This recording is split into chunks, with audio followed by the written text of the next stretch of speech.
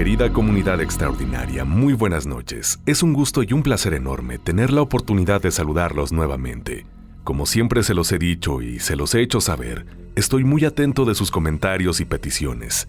Y así como algunos de ustedes lo habían expresado anteriormente, hoy, tomándolos en cuenta, estaremos compartiendo una serie de aterradoras leyendas que tuvieron lugar en el bello estado de Guanajuato, en México. Querida comunidad extraordinaria, ¿ustedes creen que estas leyendas estén basadas en hechos reales o tengan algo de verdad? Créanme que les puedo decir que, tal vez, sean más cotidianas de lo que pensamos, porque lo cotidiano también es extraordinario.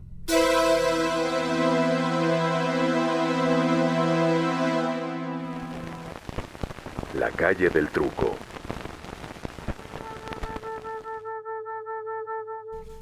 Yo me llamo Ernesto.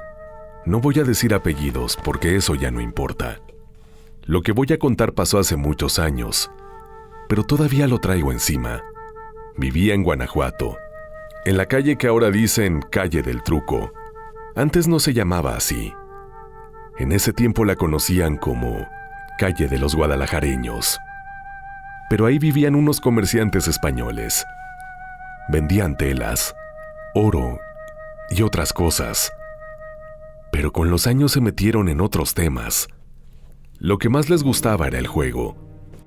Todos los días, ya que daban las 6, empezaban a llegar hombres de dinero. Traían relojes, cadenas, anillos, papeles de propiedades. Venían a jugar. El juego que más se jugaba se llamaba el truco. Era con baraja española. Tenía sus reglas raras. A veces hacían trampas, a veces no. Pero ahí se perdían casas, minas, hasta personas. Yo empecé nomás yendo de mirón. Me gustaba ver cómo apostaban fuerte. Luego empecé a meterme poco a poco. Primero con monedas, luego con pertenencias de mi mamá. Después dejé de ir a mi casa. Dejé el trabajo. Solo pensaba en jugar. Ya me conocían. Me sentaba siempre junto a la ventana, viendo la calle empedrada. Llegaba temprano y me iba hasta que salía el sol. Tenía una esposa. Se llamaba Clara, y un hijo chiquito. Ella no quería que jugara. Me decía que eso no llevaba a nada. Pero yo no escuchaba. Ella aguantó mucho. A veces se quedaba despierta con un café ya frío, esperando que yo regresara. Una noche, pensé que iba a recuperar todo. No comí nada. Me fui directo al salón. Entré. Ya se oían las fichas desde afuera. Me senté donde siempre. Gané un par de manos. Sentí que esa iba a ser mi noche. Entonces llegó uno que yo no conocía. Alto, flaco. Traía una capa oscura y un sombrero que le cubría media cara. No dijo su nombre. Nomás se acercó y los demás se quitaron. Dijo que quería jugar conmigo. Le dije que sí. Empezamos con monedas. Luego metimos más. Al principio gané poquito, pero luego empecé a perder. Primero mi reloj, luego una propiedad en Valenciana. Después la casa. Cada vez perdía más, y él nomás sonreía. Ya en la madrugada, solo me quedaba algo por apostar. Le pedí que me dejara jugar una última mano. Él se me acercó y me dijo algo al oído. Me dijo que si quería jugar una mano más, yo debía apostar a mi mujer.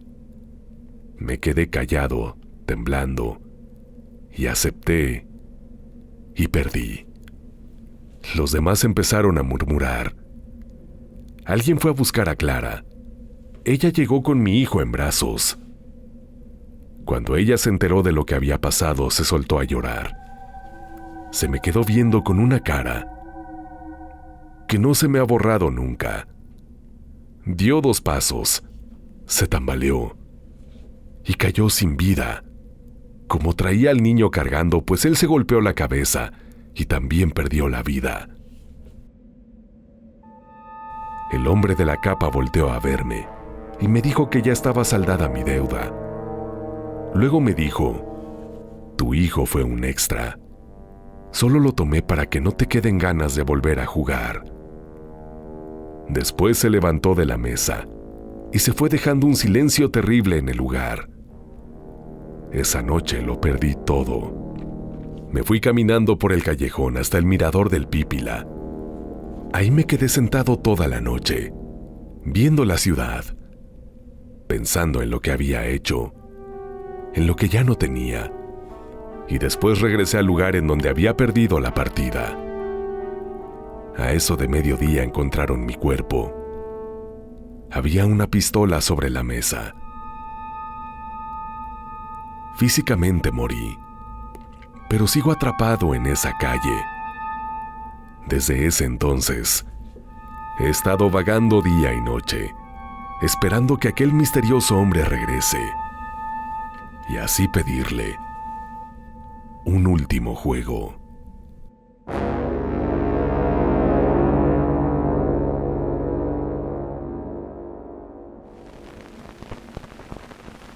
La momia de la bruja.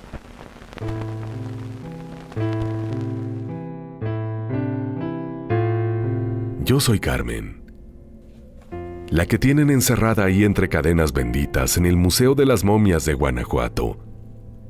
Me tienen ahí en la vitrina bajo la leyenda La momia de la bruja. Nací en el barrio de La Presa, cuando Guanajuato todavía ni siquiera podía considerarse como una ciudad.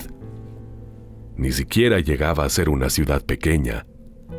En ese tiempo uno no podía ni alzar la voz sin que los curas o los soldados se le echaran encima. Mi madre era costurera. Mi padre trabajaba en la mina. No teníamos lujos, pero nunca nos faltó la comida. Éramos 5 hermanos. Yo fui la única mujer. Desde chiquilla la gente decía que yo era bonita. No lo decía yo. Lo decían las vecinas, los caporales, hasta las beatas del templo de San Roque, aunque luego se persignaban. A los 15 años, una señora me regaló un espejo de mano con marco dorado. Y ahí empezó todo. Me miraba a diario. Yo solita me decía que no había mujer más bonita en todo Guanajuato. Cuando mi padre se murió, mi madre se fue apagando. Yo ya tenía 20 años y trabajaba con una familia rica que vivía por el callejón del Potrero. Ahí aprendí cosas distintas. Escuché cómo hablaban los hombres con poder, cómo tomaban decisiones, cómo decían mentiras sin mover la boca. Uno de ellos lo tomé para mí, pero no en matrimonio ni nada. Me puso una casa para mí sola. Él no vivía conmigo, solo venía cada que tenía ganas. Yo vivía sola y eso para mí estaba perfecto. La casa estaba cerca del callejón de la Cabecita, a unos pasos del Panteón de Santa Paula. No era lujosa, pero tenía lo necesario. Mandé traer un espejo grande desde Veracruz. Lo puse frente a la cama. Dormía viéndome, comía viéndome, me peinaba a horas.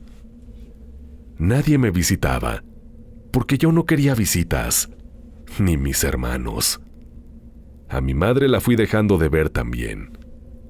Pasaron los años. Ya no podía levantarme como antes. Mis ojos no brillaban. Las manos ya no eran finas. Los hombres dejaron de buscarme.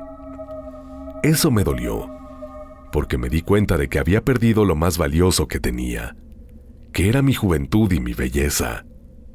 Entonces me metí en temas raros. Empecé a mandar traer libros de ocultismo y enseñanzas oscuras. Yo necesitaba encontrar alguna manera de retroceder el tiempo, una manera de recuperar mi juventud, sin importar el precio a pagar. Una noche de octubre, me encerré. Pinté el suelo con polvo de carbón. Puse velas negras. El espejo frente a mí.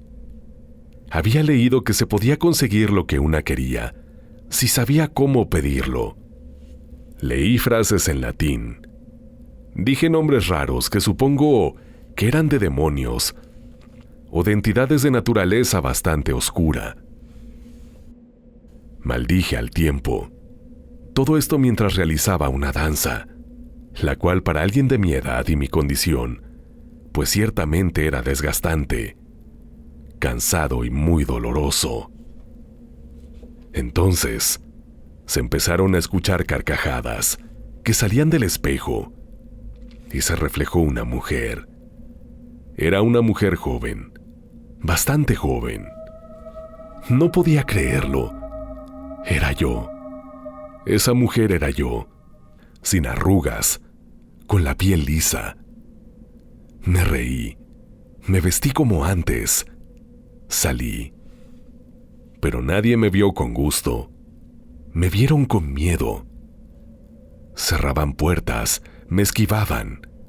Nadie entendía cómo era posible que yo hubiera logrado rejuvenecer, y pues asumo que eso los asustó.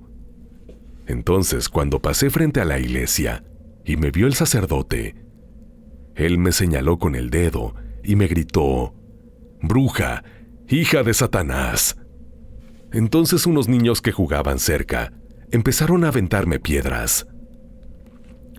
Lo que hice fue protegerme el rostro y, llorando, regresé corriendo a mi casa. Dejé de salir y sencillamente me limité a observar el paso del tiempo desde mi ventana. Vi pasar los años. Nacían niños, se morían viejos. Yo seguía igual. Ya no envejecía. Ya no podía perder la juventud. Un día, tocaron a mi puerta 2 sacerdotes acompañados con más de 20 soldados y una persona encapuchada. Me estaban acusando de brujería. Yo traté de negarlo, pero entonces la persona se quitó la capucha. Era mi hermana menor, ya anciana. Me miró, yo con mi piel lisita y brillo en los ojos. Entonces mi hermana, con voz temblorosa, me dijo: «Ya, hermana, el tiempo nos cobra factura a todos menos a ti. Eres una bruja, y no puedes negarlo». Yo me mantuve en mi posición. Entonces uno de los sacerdotes sacó un rosario bastante extraño. Pero era un rosario. El sacerdote me dijo: «Si no eres bruja, entonces ponte esto. No te pasará nada». Yo acepté de inmediato y me puse el rosario alrededor de mi cuello. Al ponérmelo, se me fue la juventud al instante. El cuerpo se me arrugó. Me metieron en una jaula con cadenas benditas. Me dijeron que me estaban sentenciando a ser enterrada viva. Me bajaron al panteón.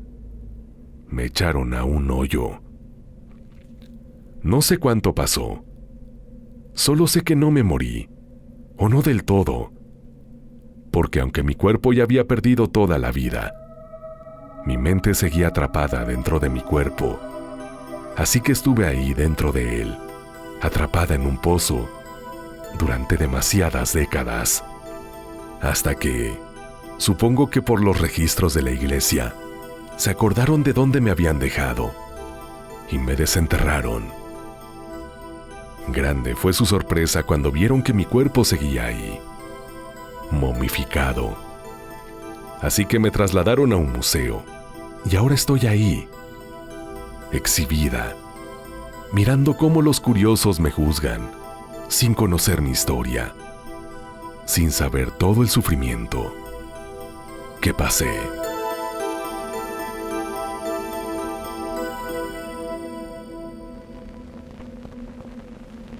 La tumba de la Llorona.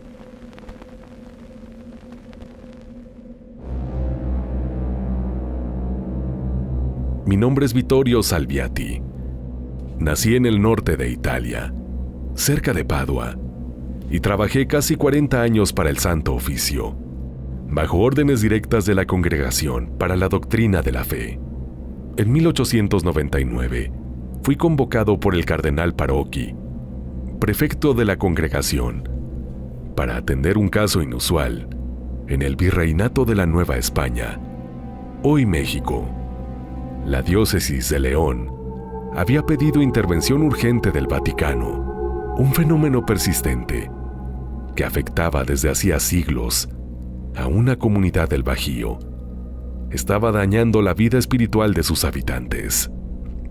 El lugar era una hacienda llamada Siete Reales, en el municipio de Dolores Hidalgo, Guanajuato. Estaba asentada junto al Camino Real de Tierra Adentro, una ruta minera y comercial que unía Zacatecas con la Ciudad de México, pasando por San Luis Potosí y otras regiones. No se trataba de posesión ni de brujería común. Era una manifestación constante, activa desde hacía más de 300 años, que no cedía ante ningún rito. La gente la conocía por un nombre que ya había leído antes en documentos americanos: La Llorona. Entidad que, según se contaba, se había originado en la Ciudad de México, y pues se asumía que había llegado hasta Siete Reales, vagando por la ruta minera. Esa era la teoría que se decía en los documentos que enviaron hasta el Vaticano, y pues me enviaron a atender la situación. Llegué a Dolores Hidalgo en febrero de 1900. Era una región de campos extensos, con poblaciones dispersas. La hacienda estaba apartada, a unos 20 kilómetros del centro. Tenía muros altos, una capilla abandonada, ruinas de viviendas y unos 20 trabajadores que solo entraban de día. Nadie dormía allí. El párroco local, padre Anselmo Montoya, me explicó lo que sabía. Las apariciones ocurrían entre medianoche y las 2 de la mañana. Primero, el silencio. Luego venía un grito que no parecía humano. Decían que era largo, irregular, y que parecía brotar desde lo profundo del limbo. Debido a esta espantosa situación, muchas de las casas habían sido abandonadas. Las que quedaban cerraban puertas y ventanas con palmas benditas. Durante mis primeros días recorrí la zona. Había señales de abandono y un aire de angustia en las familias. Los niños no hablaban. Las mujeres rezaban antes del anochecer. El padre Anselmo y yo improvisamos un altar en lo que fue el comedor de la hacienda. Pusimos imágenes, agua, incienso y dormimos allí. Las 3 primeras noches no pasó nada. En la cuarta, cerca de la 1, escuchamos el grito. Salimos. A lo lejos, junto al camino, vimos una figura larga, cubierta con un velo sucio. Se detuvo frente al mezquite y desapareció. Revisamos el lugar en la mañana. Encontramos tierra removida y huellas. Las siguientes noches pasó lo mismo. Grito y la figura que desapareció en el mezquite. Decidimos levantar un punto fijo de contención, no para encerrarla, sino para atraerla. Se usaron piedras recogidas por niños en un arroyo seco. Esto porque, pues, ya saben cuál es la leyenda de La Llorona. Y, según una doctrina antigua, ciertos materiales tocados por inocentes pueden atraer entes ligados al sufrimiento infantil. Se construyó una ermita en forma de tumba, con cruz sin Cristo. Al consagrarla, celebramos misa. Esa noche no se oyó nada. La entidad seguía apareciendo, pero ya no cruzaba el caserío. Solo rondaba la tumba. Durante 3 semanas hicimos rituales menores. Después, el Vaticano autorizó registrar el sitio como espacio exorcizado. Se ofrecía indulgencia parcial a quien lo visitara con fe y rezara 20 Aves Marías y 20 Padres Nuestros.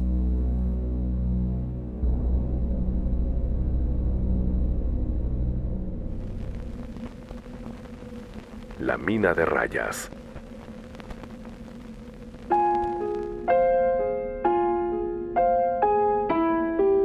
Yo me llamo Hilario y fui barretero en la mina de rayas casi 20 años.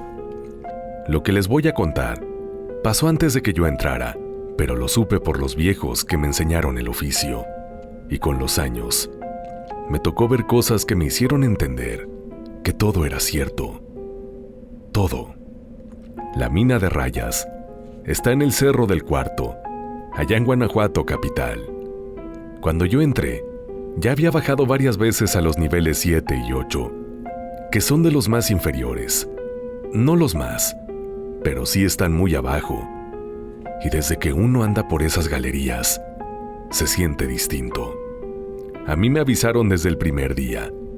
Si llegaba a ver a una niña con ropa de colores y la cara sucia, no debía seguirla ni hablarle, que lo único que había que hacer era sacarle la vuelta y regresar a los niveles superiores.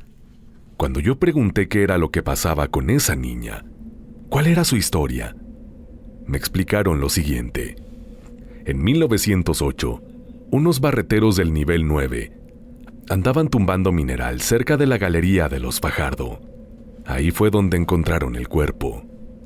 Era una niña de unos 10 años, con la ropa desgarrada y llena de tierra, pero todavía se notaban los colores. Nadie supo quién era. No había reporte de ninguna desaparecida en Guanajuato, ni en los ranchos cercanos. Y lo más raro fue que parecía recién muerta. Pero ningún minero recordaba haberla visto entrar. Nadie reconoció su cara. La noticia se corrió rápido. Separaron las labores una semana. Bajaron del juzgado. Subieron curas y hasta vinieron unos investigadores de Irapuato. No sacaron nada. El cuerpo lo enterraron sin nombre en el panteón, que está subiendo por el callejón del Calvario, junto a la Capilla Vieja. Fue después del entierro del cuerpo que empezaron a suceder las cosas extrañas. El primero que la vio fue un muchacho que andaba en el nivel 10, por donde conecta con el tiro de San Hilario. Dijo que vio una niña parada a mitad del túnel. Por el polvo, no le vio bien la cara, pero sí la blusa colorida y la falda larga. Él pensó que se había perdido, así que intentó acercarse. Según contó, la niña se dio vuelta y soltó un chillido raro, y luego corrió hacia el fondo. Él también salió corriendo y no volvió a bajar. Lo encontraron en su casa, encerrado, diciendo que la niña lo miraba desde la bocamina. Después otros también la vieron, siempre entre el nivel 7 y el nivel 10, a veces caminando, a veces parada. Algunos decían que hacía sonidos raros, otros que solo se quedaba quieta, con la cara llena de polvo. A todos les pasaba algo después. Uno se cayó por una rampa, otro empezó a hablar solo. Algunos no podían dormir. Otros soñaban que seguían dentro de la mina, aunque ya no bajaran. Un vigilante dijo que la vio subir por el tiro viejo, cargando un costal. Cuando quiso seguirla, ya no había nadie. Con el tiempo salieron historias. El viejo Cuellar, que era canadiense, trabajó en rayas desde 1913. Una vez se emborrachó y dijo que tuvo una hija enferma, que no hablaba bien y se vestía con ropa de colores, que su esposa había perdido la vida y que él no podía cuidarla. No lo dijo tal cual, pero dio a entender que la metió a la mina y la dejó allá. Nadie le creyó, hasta que lo encontraron, suspendido en su casa de la calle Subida a Rayas. Así que pues algunos empezaron a decir que la niña muerta, la que se aparecía, era esa hija del viejo canadiense. También contaban de un caporal llamado Mateo Escalante. Vivía por la plaza de San Roque. Su esposa se enfermó y se la llevaron a Querétaro. Dejaron a la niña con unos vecinos. Dicen que uno de ellos, un tal Donato, la trataba mal. Cuando regresaron los padres, la niña ya no estaba. Donato también se fue. Tiempo después, un peón encontró unas sábanas con sangre entre unas maderas cerca del tiro central. Nadie investigó. Dicen que terminó de velador en Dolores Hidalgo y, según decían algunos, él le habría quitado la vida a la niña y habría ido a tirar el cuerpo en lo profundo de la mina. Otra que contaba cosas era una lavandera de marfil que se llamaba Esperanza. Ella juraba que su tía Elisa había perdido la vida en rayas, que tenía amores con un minero llamado Rodolfo, pero él ya estaba comprometido de otra. De ese amorío nació una niña. Todo esto sin que, al menos al principio, el padre de Elisa supiera de su amorío con ese tal Rodolfo.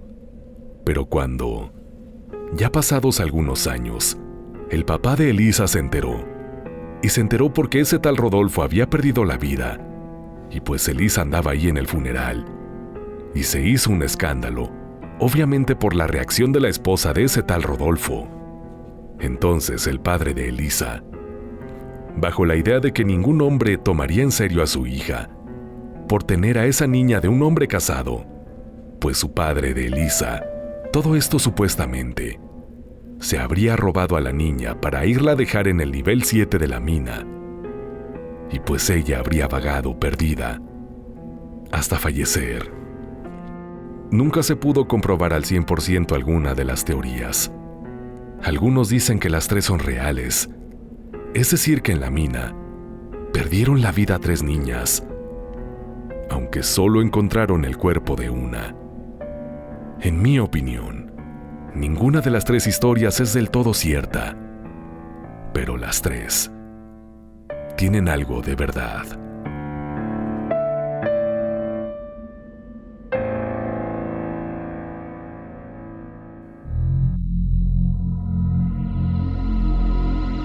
Querida comunidad extraordinaria, qué bueno que siguen por aquí. Antes de continuar, te invito a que si aún no lo haces, te suscribas al canal y actives la campanita de notificaciones.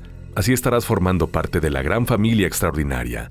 A su vez, te invito a que explores todo el contenido de este canal, ya que a través de él encontrarás horas y horas de material inédito, que estoy seguro puede llegarte a gustar y puede parecerte muy escalofriante si aún no lo conoces. Recuerda que a mí me encuentras en Instagram como LocuTonyMX, en donde podemos establecer contacto, así que apreciaría mucho te añadieras a mi cuenta personal. Y bien, comunidad, queda una última leyenda, cerrando con broche de oro esta compilación. Así que, por favor, acompáñenme a escucharla.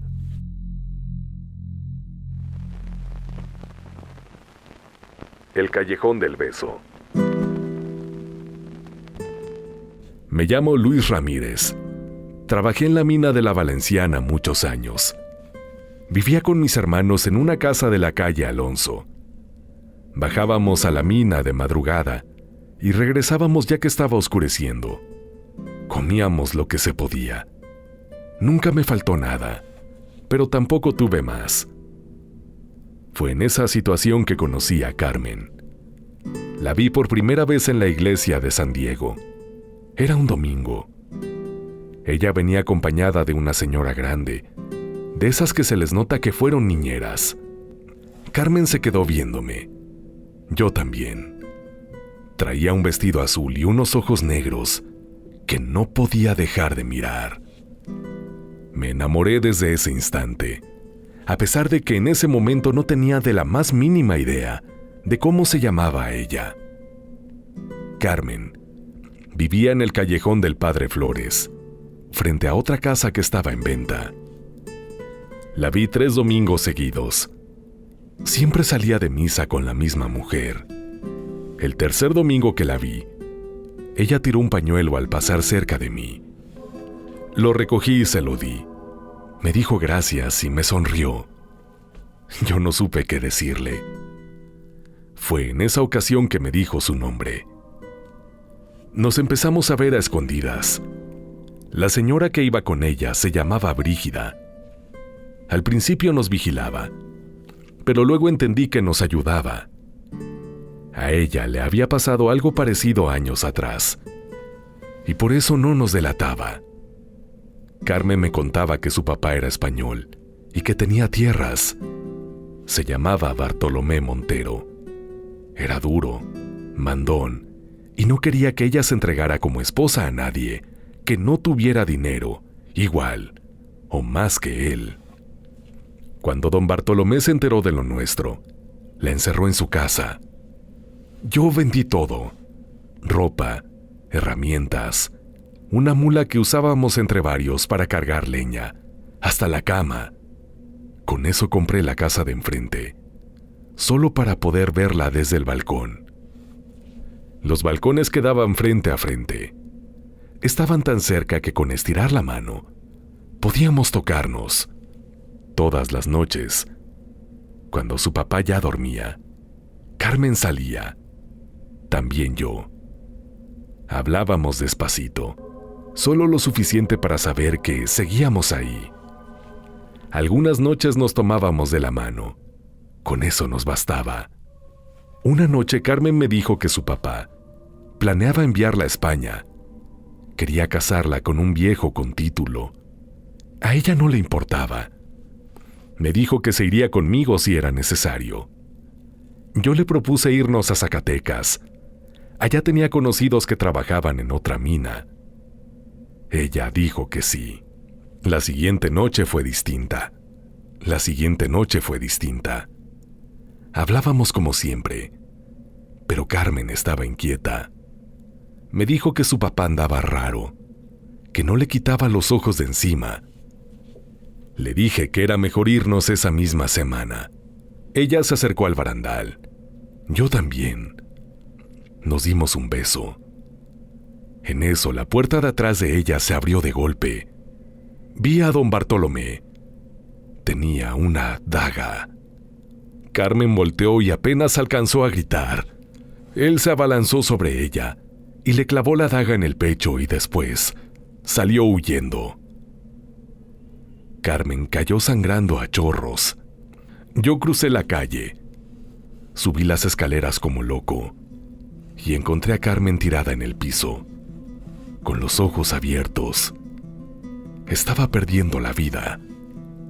Le tomé la mano y alcancé a darle un beso justo antes de que cerrara los ojos, para siempre.